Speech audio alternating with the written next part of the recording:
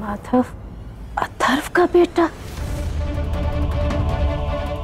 रवीश, ये बात आप शुरू से जानते थे? जी, ये बात मुझे शादी वाले दिन ही पता लग गई थी।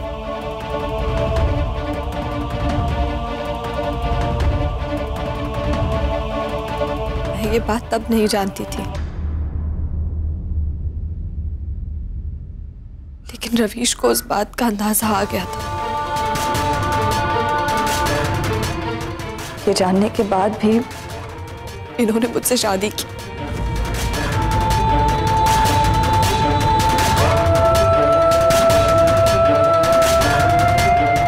मुझे तब लगा कि रवीश के साथ शादी करने का ये फैसला मैंने जल्दबाजी में और इमोशनल होकर लिया है, लेकिन गलत थी मैं। आपसे शादी करने का मेरा ये फैसला मेरे जिंदगी का सबसे अच्छा फैसला था।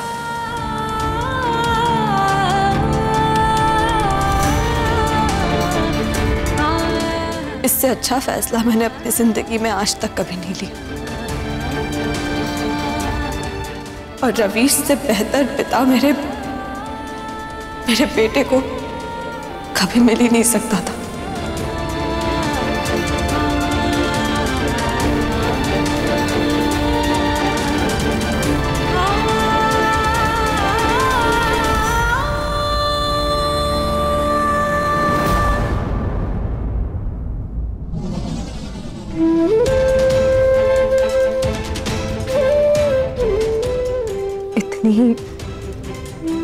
इतनी आसानी से इतना बड़ा एहसान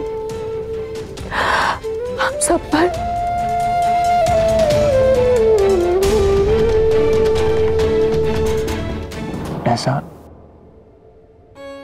एहसान तो हमेशा देने वाले का होता है, पाने वाले का नहीं। और मैंने तो बस पाया ही पाया है। मैंने अपने माधव को पाया है, आप सबको पाया है।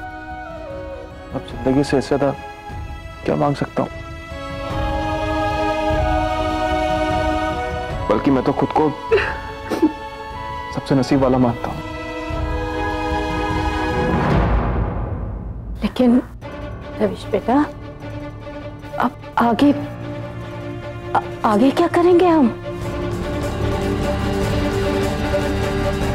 माधव को कोई बीमारी है या नहीं है, और अगर बीमारी है तो कितनी है, इस सब का पता लगाने के लिए पक्के तौर पर कुछ टेस्ट कराने होंगे। और इसके लिए हमें अथर्व के डीएनए की जरूरत पड़ेगी। लेकिन हमें ये पता ही नहीं है कि अथर्व है कहाँ। लेकिन मैं जानती हूँ अथर्व कहाँ है। आप जानती थी अथर्व कहाँ है? जी। कि क्या वो जिंदा है? अथर्व ठीक है? अथर्व बिल्कुल ठीक है।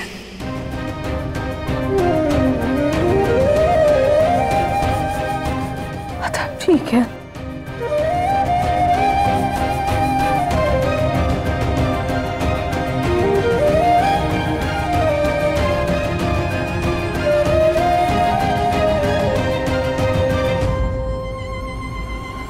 सुजाता, बताया ना विविधा ने अभी कि बिल्कुल ठीक है तुम्हारा अथर्व। बिल्कुल ठीक है वो। चाची, वो ठीक से भी बेहतर है। खुशी खुशी नाच रहा था, वहां होली खेल रहा था। और इतनी बड़ी बात आपने मुझे बताना जरूरी नहीं समझा विविधा। आपने दिल्ली में उसे देखा, अपनी आंखों से देखा, लेकिन मुझे नहीं बताया। क्यों नहीं बताया? क्योंकि वो अथर्व नहीं है जिसे हम जानते थे। बदल गया है वो चाची, बिल्कुल बदल गया है।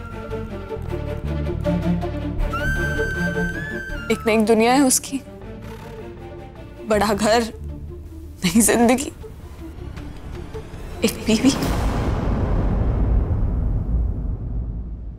और एक होने वाला बच्चा भी।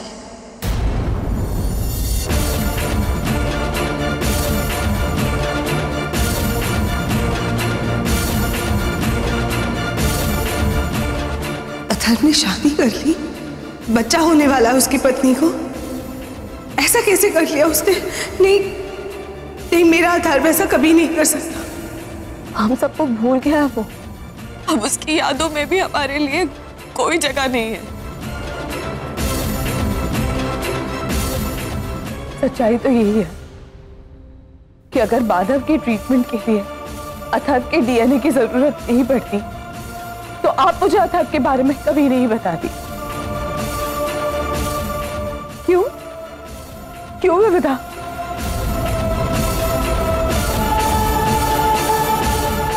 और आपने भी सच्चाई छुपाई मुझसे।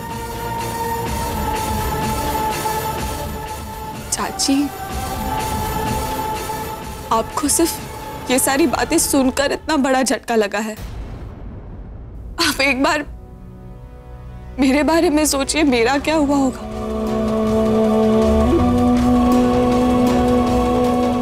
उसकी आंखों में मैंने एक दूसरी औरत के लिए प्यार देखा।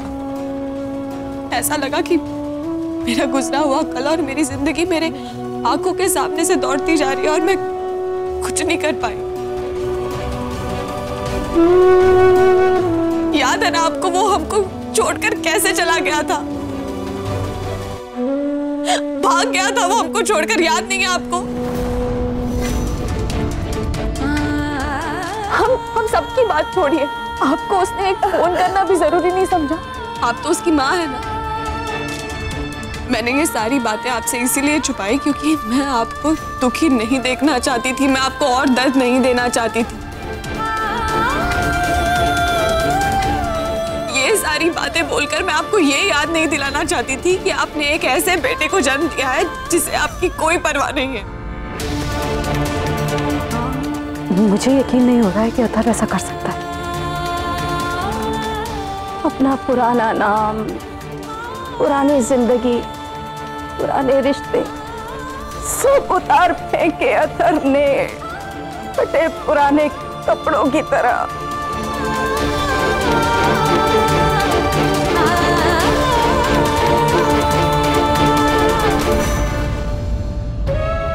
अथर्व के बारे में सुनकर आपको दुखी हुआ ना, और यही दुख विविधा आपको नहीं देना चाहती थी। अथर्व की अपनी एक अलग दुनिया है जिसमें वो बहुत खुश है। उसकी जिंदगी हमारी जिंदगी अलग अलग है। नहीं, अब हमारी जिंदगियां अलग नहीं हो सकती।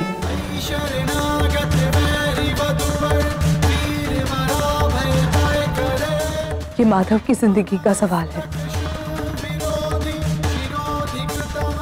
और माधव के लिए ही सही हमें जरूरत है अथर्व की। वो हमारी हकीकत है, जरूरत है। शायद इसीलिए नसीब उसे एक बार फिर घसीट कर हमारी जिंदगी में ले आया है।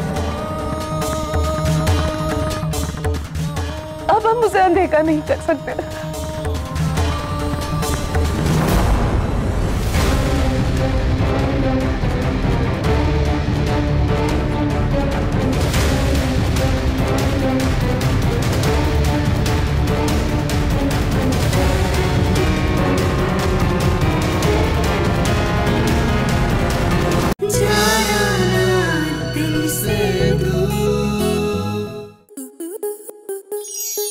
स्टार प्लस के ऐसे ही और बेहतरीन लम्हे देखने के लिए सब्सक्राइब करें हमारे YouTube चैनल को।